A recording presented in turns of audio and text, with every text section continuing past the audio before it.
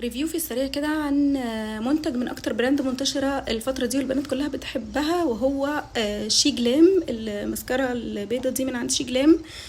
في بنات حبتها وعملت عليها ريفيو كويس، لكن انا بالنسبة لي الماسكارا دي تعيسة جدا، ما بتعملش اي حاجة. بصوا، هي من ناحية الكثافة بتكثف حلو، من ناحية الطول بتطول حلو. لو حطيتي اكتر من طبقة منها هتديكي برضو افكت كويس، لكن بتخلي الرموش مبلولة فترة طويلة، ودي حاجة مزعجة.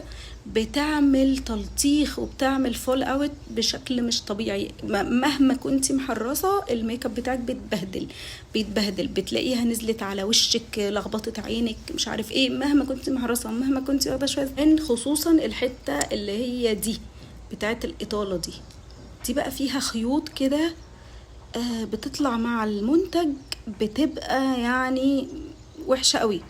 ففي ماسكارات تانية بتدي نفس التأثير ولكن من غير العيوب دي كلها. فالماسكارا دي من عند شي جلام ما عجبتنيش خالص. الخضراء ممكن تكون كويسة شوية، انا ما جربتهاش صراحة، بس شفت عنها ريفيوهات برضو حلوة، هجربها واقول لكم. باي.